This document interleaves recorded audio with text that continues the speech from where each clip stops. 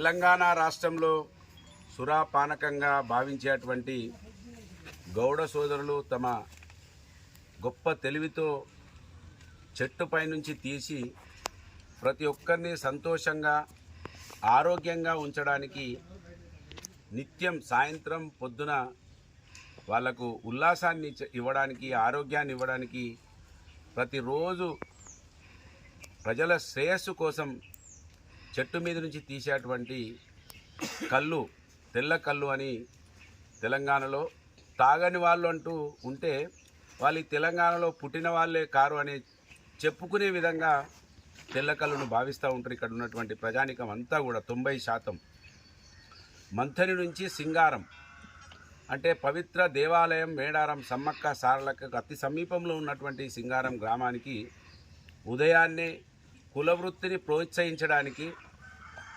కష్టపడి చీపు లిక్కర్ తాగేటువంటి వాళ్ళు, కోటీశ్వరులు సాయంకాలం పొద్దున తాగేటువంటి వాళ్లకు, ఆడవాళ్లకు ఆరోగ్యం బాగలేకపోయినా దీన్నే ఒక ఔషధంగా భావించేటువంటి తెల్లకల్లిని ప్రోత్సహించడానికి ఉదయాన్నే మంతిని పట్టణం నుండి దాదాపు నేను అనుకుంటా 75 కిలోమీటర్ల దూరం ఉన్నటువంటి సింగారం మహాముత్తారం మండలంలో గల ఈ గ్రామానికి రావడం జరిగింది.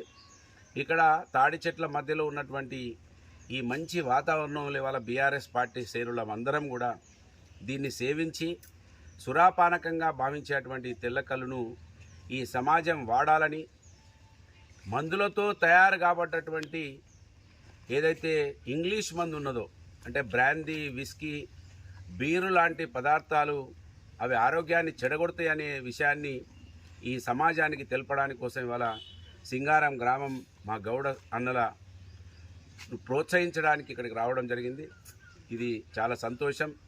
మంచి మత్తు కూడా ఎక్కుతూ ఉన్నది. తాగేటప్పుడు తీయగా కనిపిస్తుంది, తర్వాత మత్తుగా ఏర్పడుతుంది. అంటే నీకు ఆరోగ్యాన్ని ఇస్తూ నిన్ను మంచి నిద్రలోకి తీసుకెళ్లేటువంటి ఈ తెల్లకల్లు దీన్ని అందరూ కూడా వాడాలని, ఈ మధ్యలో శాస్త్రవేత్తలు కూడా ఇది క్యాన్సర్ కోసం కూడా పనిచేస్తుందని చెప్పడం జరిగింది. ప్రకృతితో వచ్చేటువంటి ఈ కళ్ళు మన ఆరోగ్యానికి మంచిదనే విషయాన్ని ఈ సమాజానికి తెలిపే ప్రయత్నం ఆ రోజు ఎమ్మెల్యేగా ఉన్నప్పుడు ఈ కార్యక్రమాన్ని చేయడం జరిగింది.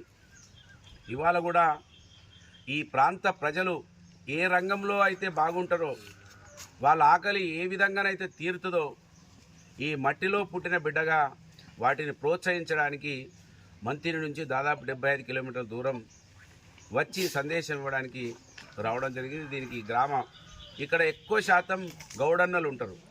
45 పాళ్ళు అంటే ఇది ఆషామాషి విషయం కాదు. నిజంగా 45 పాళ్ళు అంటే ఈ గ్రామంలో సింహభాగం గౌడన్నలే ఉంటారు. ఈ 66 పాళ్ళని చెప్తా ఉన్నారు. 60 పాళ్ళని చెప్తా ఉన్నారు. ఇక్కడికి మేడారం సమ్మక్క సారలక్క దగ్గర నుంచి ములుగు కాన్స్టిట్యున్సీకి సంబంధించిన వాళ్ళు కూడా ఈ తెల్లగల్లును సేవించడానికి వస్తారని చెప్తా ఉన్నారు. ఇది ఇంకా ప్రోత్సహించడానికి గౌడన్నలు బతుకుతూ సమాజాన్ని బతికిస్తూ ఉన్నారు కనుక దీన్ని అందరూ కూడా సేవించాలని, దీంతో హానికరం కాదనే విషయాన్ని ఈ సమాజానికి విన్నవిస్తూ మా గౌడన్నలు అందరూ కూడా ఈ కల్లును సేవించి రక్షించాలని కోరుకుంటూ ఈ కార్యక్రమంలో పాల్గొన్న గ్రామ పెద్దలందరూ, గౌడ సోదరులందరూ, మా బీఆర్ఎస్ పార్టీ కుటుంబ సభ్యులందరూ కూడా హృదయపూర్వకంగా ధన్యవాదాలు. జై తెలంగాణ.